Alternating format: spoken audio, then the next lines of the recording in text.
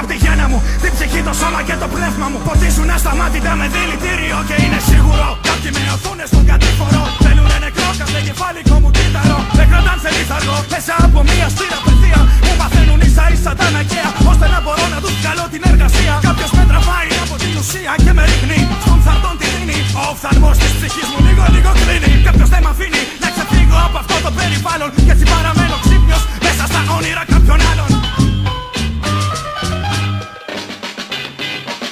Ήμουνα ξύπνιος μέσα στα όνειρα κάποιων άλλων. Ξύπνιος μέσα στα όνειρα κάποιων άλλων. Ξύπνιος μέσα στα όνειρα κάποιων άλλων. Ξύπνιος μέσα στα όνειρα κάποιων άλλων. Ήμουν ξύπνιος μέσα στα όνειρα κάποιων άλλων.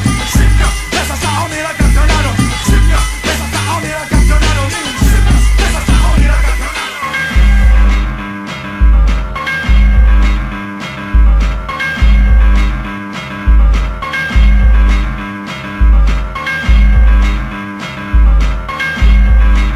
Τα πάντα γύρω μου γκρεμίζονται. Αγωνίζομαι να παραμείνω όρθιος, ρίχνοντας με τον πυρσό μου φως ελληνικό. Το φως εκείνο το επικίνδυνο για το σκοτάδι. Θέλω να σβήσω από πάνω μου κάθε σημάδι.